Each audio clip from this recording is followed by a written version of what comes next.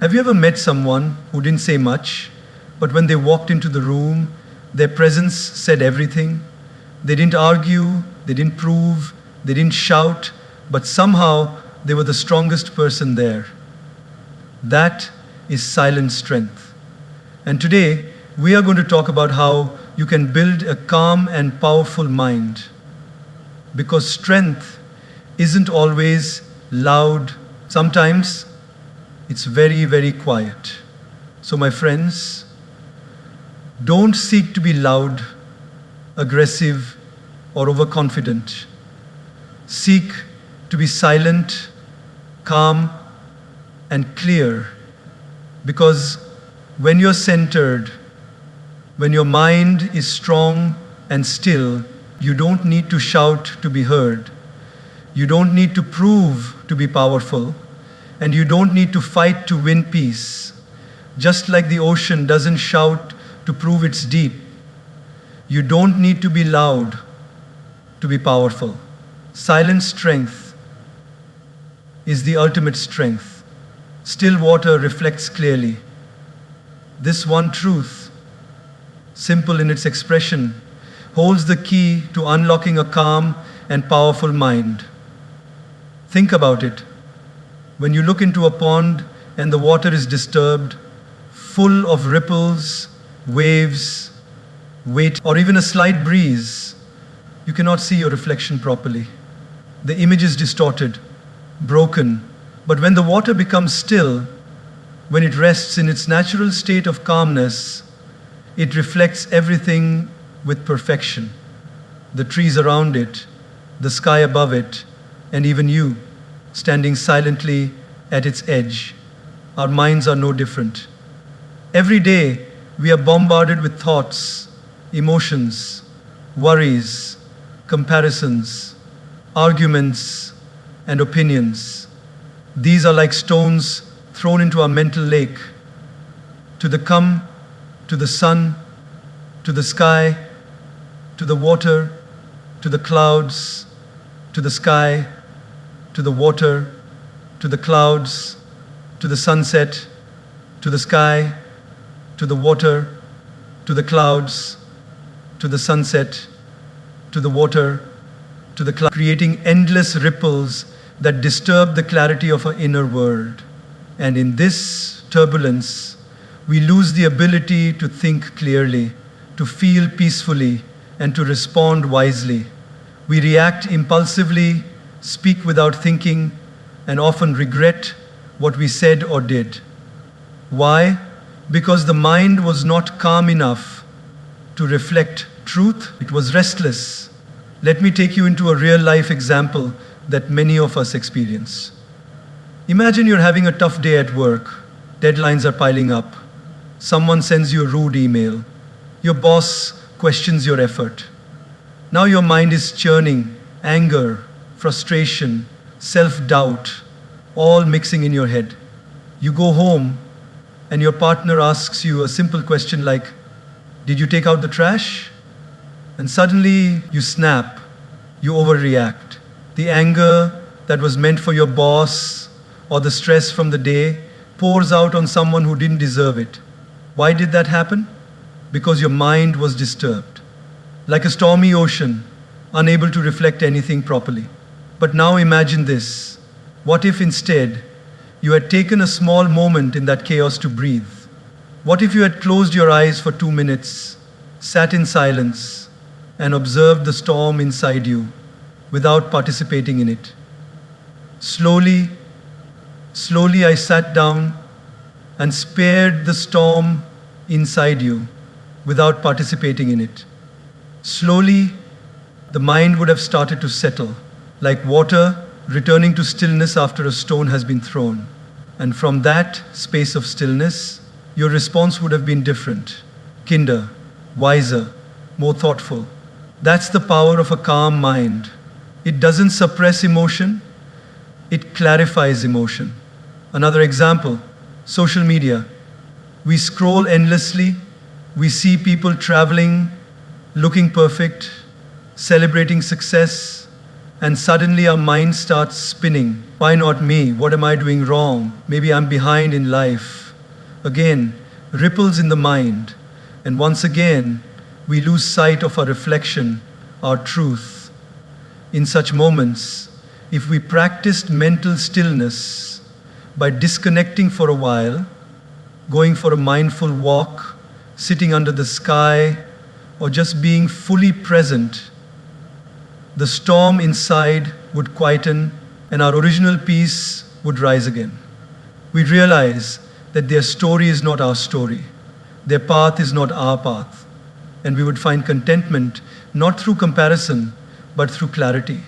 A calm mind is not something reserved only for monks or sages. It's something you and I can build daily. It is a choice, a habit, a practice. It's about training yourself not to react instantly, not to let every disturbance enter your sacred space. Imagine if every criticism, every rude comment, every failure, and every mistake became like a drop of rain, falling gently on a wide, calm lake, but disappearing without chaos. That's what calmness does. It doesn't stop the rain from falling. It just doesn't allow it to flood the whole landscape of your inner world. When your mind is still, you begin to see things as they are, not as your ego distorts them, not as your fears exaggerate them. You begin to notice beauty in the small things. You begin to find solutions where earlier you only saw problems. You begin to appreciate people instead of trying to control them. Stillness gives birth to awareness, and awareness gives birth to power. Not the power to dominate others, but the power to master yourself. Just like a tree stands tall and firm because its roots run deep into the soil, a person remains calm and composed because their roots run deep into self-awareness. The deeper the root, the greater the stillness. And the greater the stillness, the clearer the reflection.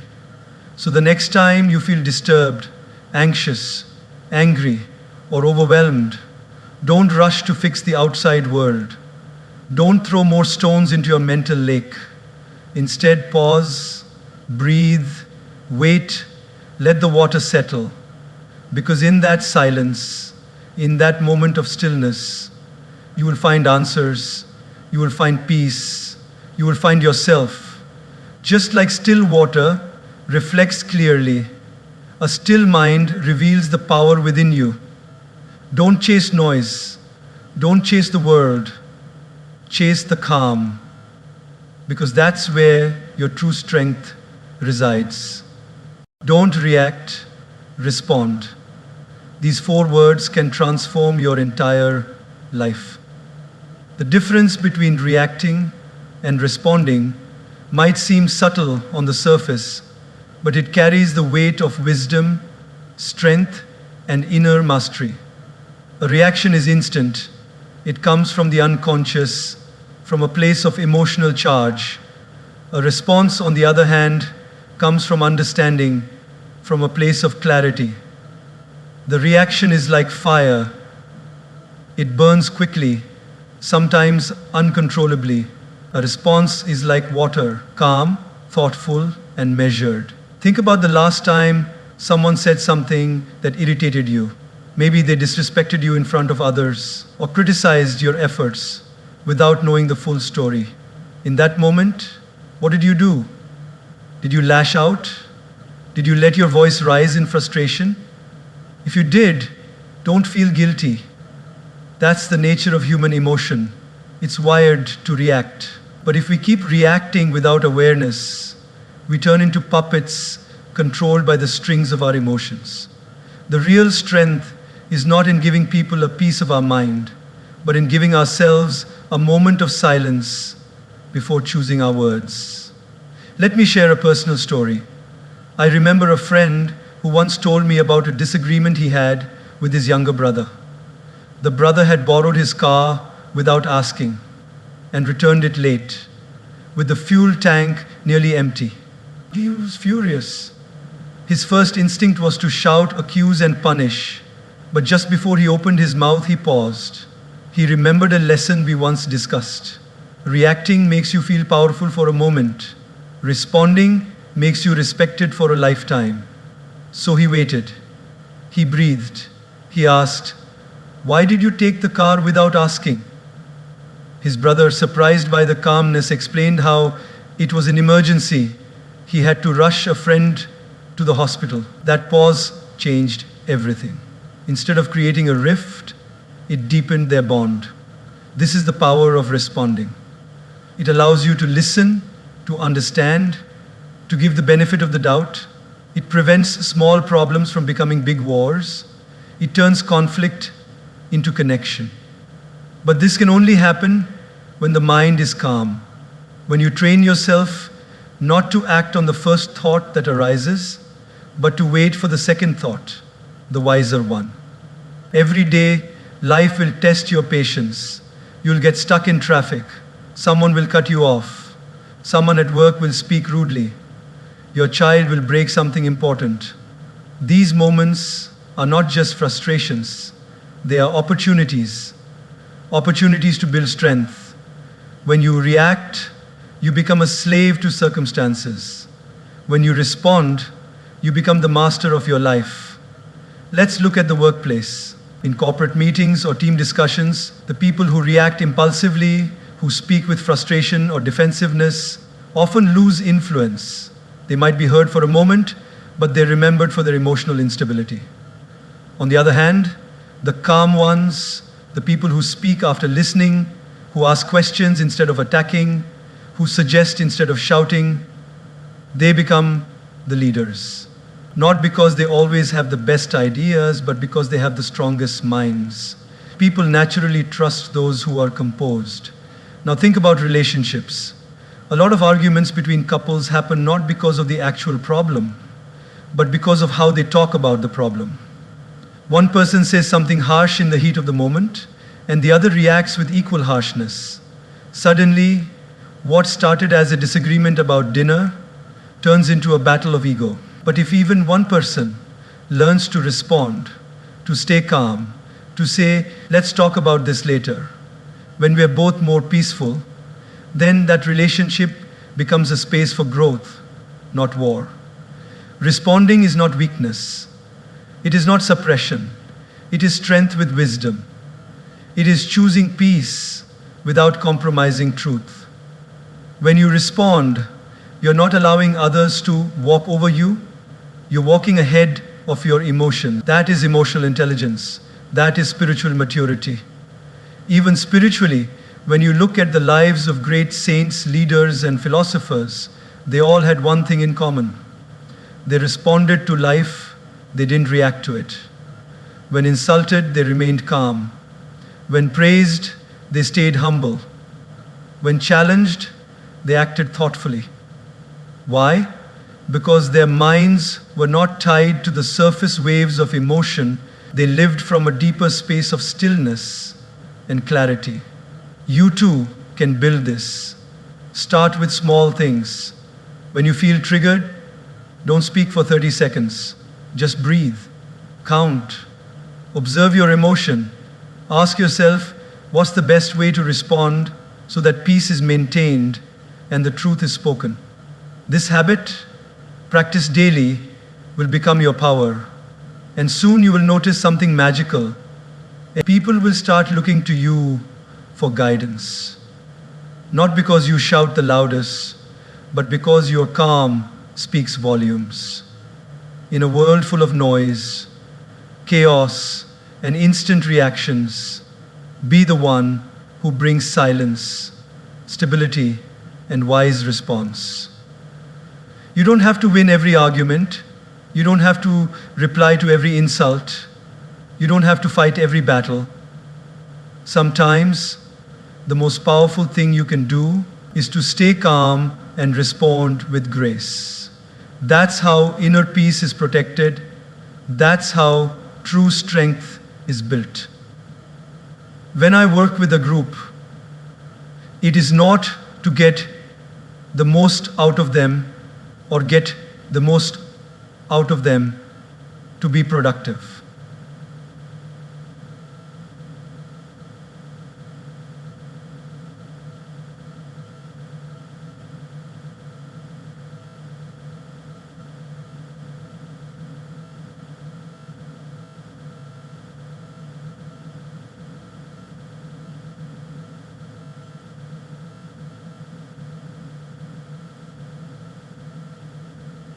This is the way to get the most out of the machine. Help them to progress.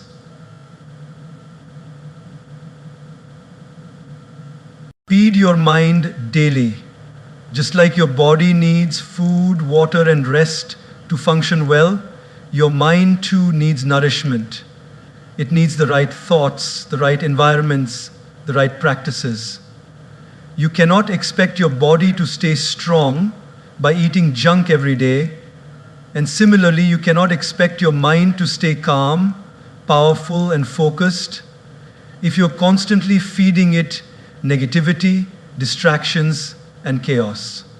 A peaceful and powerful mind is not built in a single moment. It is built slowly, lovingly, one day at a time. Imagine this. You wake up in the morning, and the first thing you do is reach for your phone. News alerts, emails, social media, messages. You flood your mind with noise. Before your feet have even touched the ground, your mind is already racing. You're not centered. You're not connected to yourself. You're already reacting. Now contrast that with a morning where you begin your day by sitting in silence for 5 minutes. You take a few deep breaths. You say a small prayer or express gratitude. You journal a few thoughts or read something uplifting. It's a completely different vibration. That small shift in how you start your day can determine the quality of your thoughts, your mood, your decisions, and ultimately your life. Feeding the mind is not about avoiding responsibilities or escaping life. It's about preparing your inner world so you can show up stronger for everything outside of you. Just like an athlete prepares before a match, you must prepare your mind before you face the world. And for that, you need routines that strengthen your mental muscles. Meditation, reflection, reading wisdom literature, spending time in nature, listening to inspiring talks, and even surrounding yourself with peaceful people. These are all forms of mental nutrition. Let me give you a relatable example. There was a man who worked in a fast-paced corporate job. Every day was deadlines, phone calls, meetings, and pressure. He began noticing that his mind was always restless, always tired. He was successful but deeply unhappy. One day, he spoke to a mentor who told him something simple yet life-changing. Just like your phone needs to be recharged every night, your mind also needs to be recharged every morning. From that day, he decided to wake up just 30 minutes earlier. He used that time not to check emails, but to sit quietly, read a page from a spiritual book, and walk in silence. In a month, he was a different person, not because his job changed, but because he changed. He began feeding his mind with silence instead of stress. Your mind absorbs everything. Every word you hear, every show you watch, every conversation you have, it's all going into your mental environment. If you fill your space with gossip, arguments, toxic news, and mindless scrolling, that's what your mind will reflect. But if you fill it with wisdom, gratitude, uplifting conversations, and silence, then your mind becomes a garden of peace. You cannot plant weeds and expect roses to bloom. The quality of your thoughts depends on the quality of your mental diet. This is why monks and spiritual seekers are so intentional about what they hear, what they read, and who they associate with. They know the mind is like a sponge. It absorbs, it retains, and over time, it reflects what it has absorbed. If you want peace, you must feed your mind with peaceful thoughts. If you want clarity, feed your mind with truth. If you want strength, feed your mind with courage and hope. Even scientifically, the brain forms neural pathways based on repeated patterns. If you're always anxious and stressed,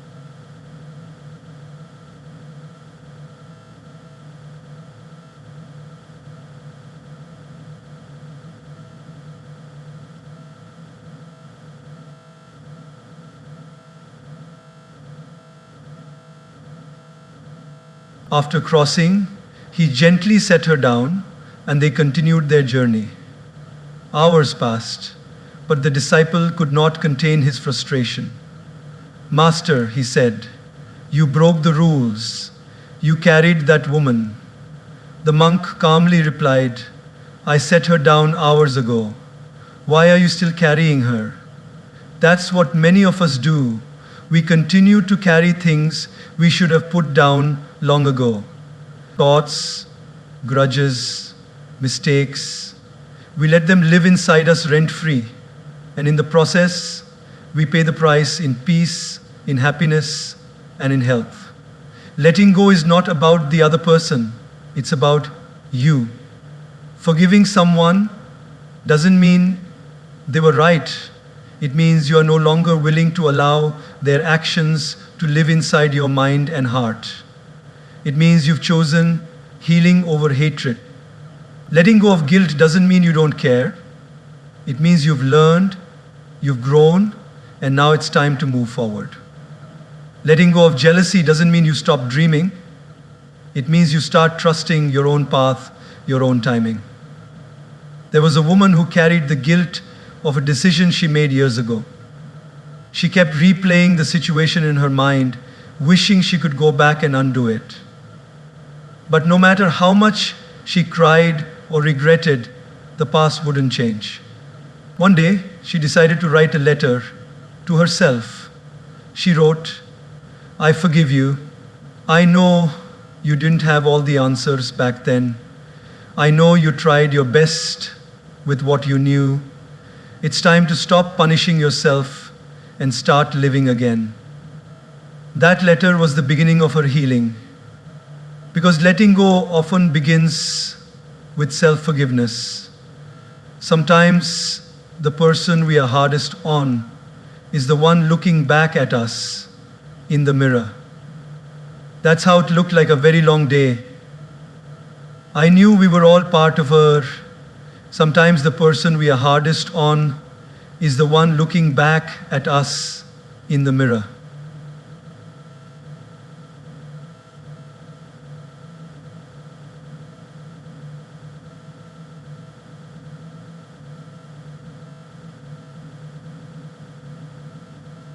Letting go also means surrendering the need to control everything.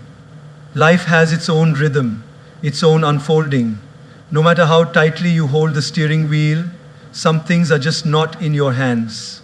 When you learn to let go of the need to control every outcome, every person, every detail, you begin to discover a peace that doesn't depend on perfection.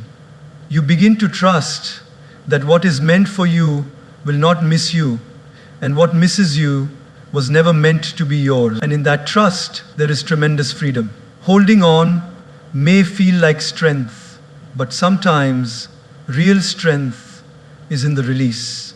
When a tree sheds its leaves in autumn, it does not cry over what it lost. It understands that shedding is part of surviving. It knows that letting go is necessary for renewal. In the same way, you must let go of what weighs you down to rise into who you are meant to become. The two come. Letting go is a daily practice.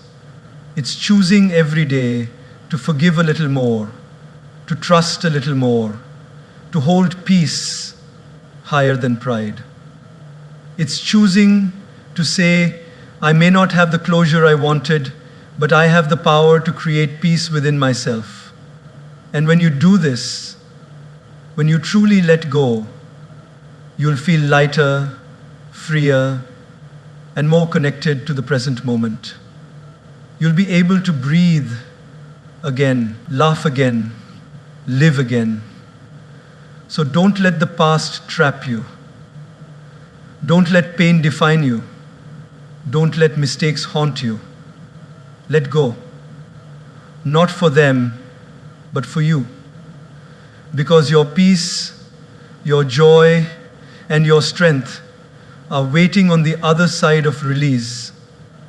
Ask ChatGPT, help you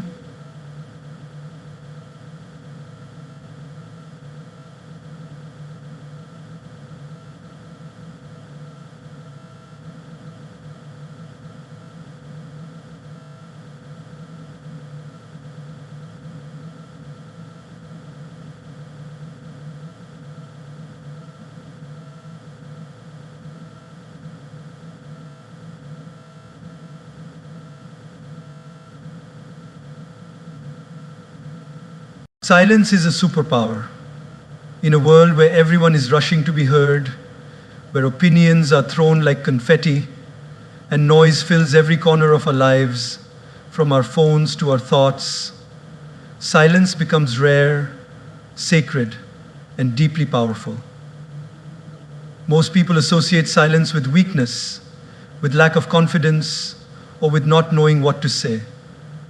But those who truly understand silence know that it is not the absence of power, it is the presence of mastery.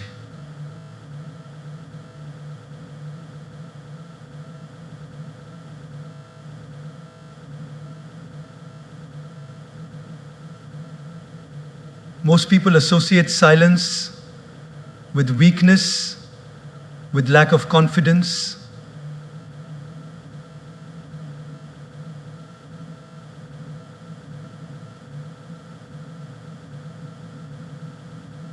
Think of the most powerful people you've seen, not the ones who shout, but the ones who sit calmly, speak slowly, and observe deeply.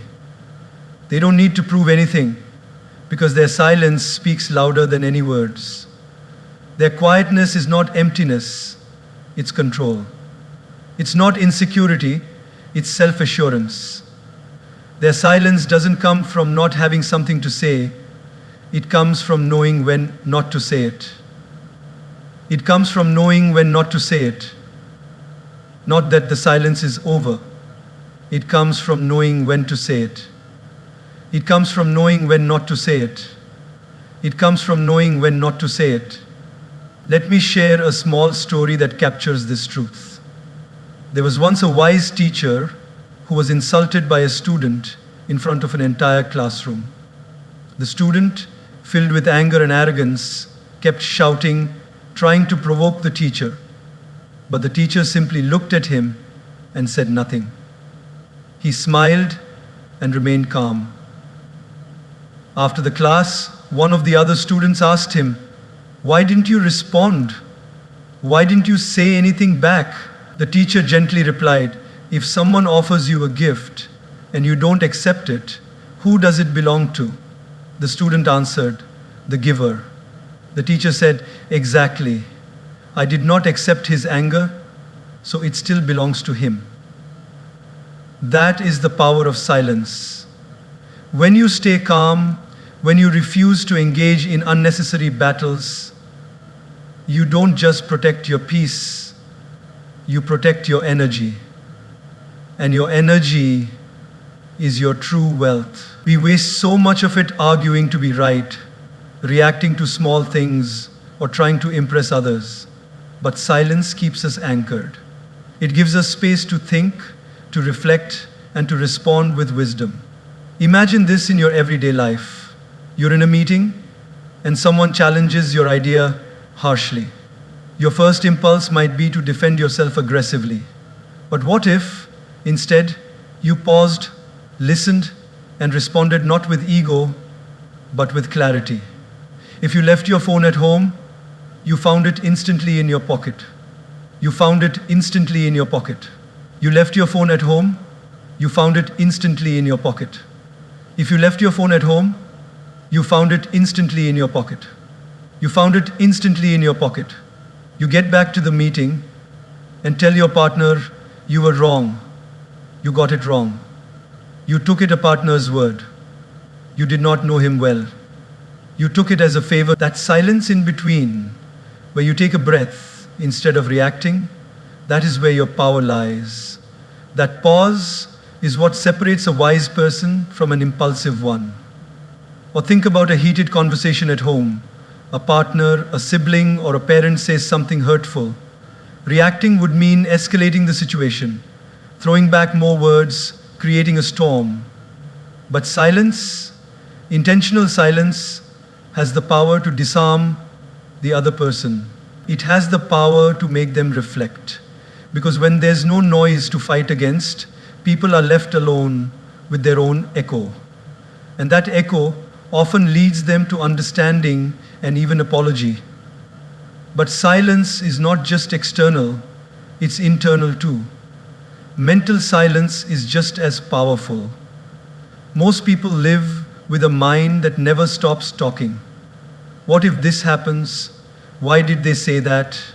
Am I good enough? That constant chatter drains you. It creates confusion. But when you learn to sit quietly, even for 5 minutes a day, and just watch your breath or observe your thoughts without attachment, you begin to take your power back. Mental silence is like clearing the fog on a glass window. Suddenly, things become visible, decisions become easier, emotions become manageable. You start understanding what you truly want, not what the world expects of you. And in that clarity, you find your strength. Even in relationships, silence builds depth. You don't need to always fill the space with words to feel connected. Sometimes just sitting with someone in silence builds more intimacy than 1,000 conversations. It means you are comfortable not just with them, but with yourself. And let's not forget, silence also makes your words more valuable. When you don't speak unnecessarily, people listen when you do. Your words carry weight because they come from a place of thoughtfulness, not noise. You become a person whose speech others respect, not because it's loud, but because it's meaningful. Look at nature. The sun rises in silence. The moon glows in silence. The trees grow in silence. Some of the most powerful phenomena in this world happen without a sound. Then why do we think we must always be loud to make an impact?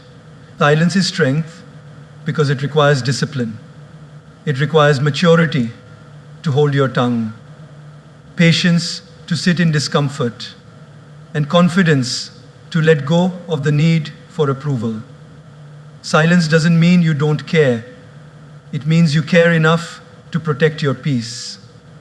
So if you ever feel overwhelmed, misunderstood, attacked, or even lost, don't rush to speak, to explain, or to react.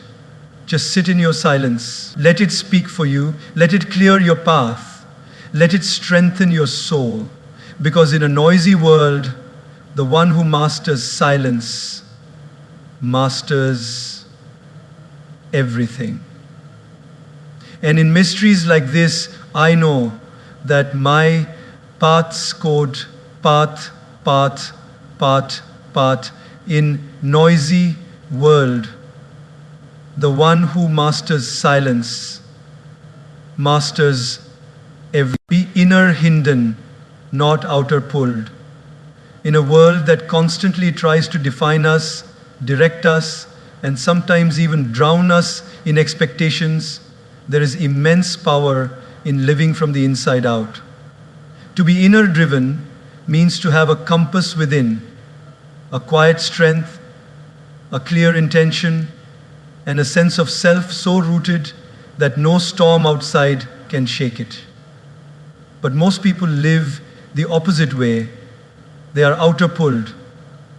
They are outer pulled by likes, comments, trends, judgments, comparisons, and validations. And in that tug of war between self and society, peace is the first thing that gets lost. From childhood, we're conditioned to seek approval. Good grades earn us praise. Obedience earns us love. Achievements earn us attention. So slowly, we begin to associate our worth with how the world responds to us. We stop asking, do I like who I am? And start asking, do they like me? It's subtle, but it becomes a trap. A trap where we constantly adjust ourselves, not to grow, but to please. Not to evolve, but to fit in. And over time, we become strangers to ourselves. Being inner driven is choosing to reverse that. It is deciding that your values, your purpose, your conscience will be your guide, not the noise of the world. It means that before you take a step, you ask, is this aligned with who I am? Or am I just trying to impress others? This shift, though challenging at first, is the path to freedom. Think about social media, for instance. It's a powerful tool, but also a dangerous mirror. A place where people often post highlights, not realities. Vacations, not struggles. Successes, not failures. And if you're not anchored in yourself, it's easy to feel like you're not enough. It's easy to feel like you're not enough. You begin to run a race you never signed up for, trying to catch up to images that aren't even fully real. But when you're inner driven, you scroll not to compare, but to connect. You post not to prove, but to share. You use technology without letting it use your self-worth. Now, picture someone at work. Let's say there are two employees. One who constantly seeks recognition, always looking over their shoulder to see who's noticing their effort. And another who simply shows up, does their work with integrity, and finds fulfillment in their own growth. The first might rise fast, but they'll also fall when applause fades. The second builds a quiet confidence, a deeper strength, because their motivation comes from within. They don't crumble when others criticize, and they don't inflate when others praise. They remain centered. That's the power of being inner driven. Even in relationships, this principle is transformative. When you're outer pulled, you need your partner to constantly validate you. Their mood affects your mood. Their approval becomes your happiness. But when you're inner driven, you bring completeness into the relationship. You're not seeking someone to fill a gap, you're sharing your fullness. This doesn't mean you don't care. It means you love from a place of strength, not insecurity. You're not dependent, you're connected. One of the most profound examples of being inner driven is seen in spiritual seekers. They often walk away from fame, comfort, and luxury, not because they hate it, but because they're searching for something deeper, something that no amount of money, applause, or validation can give. They understand that fulfillment is not found in the noise of the world, but in the silence of the soul. And that silence is where true purpose is discovered. To live this way doesn't require you to be a monk or move to the mountains. It simply means you take time daily to connect with yourself, whether through meditation, journaling, walking in nature, or sitting quietly with your thoughts. These are the moments that strengthen your inner world. They remind you that you are enough, even when no one is watching. That your journey is worthy, even if it doesn't look like anyone else's. And yes, this path isn't always easy. There will be days when the noise outside feels louder than your inner voice. Days when doubt creeps in, when you feel tempted to chase approval. But those are the moments where your commitment is tested and built. Every time you choose your truth over trends, your peace over popularity, your purpose over pressure, you grow. And slowly your inner voice becomes louder, clearer, stronger.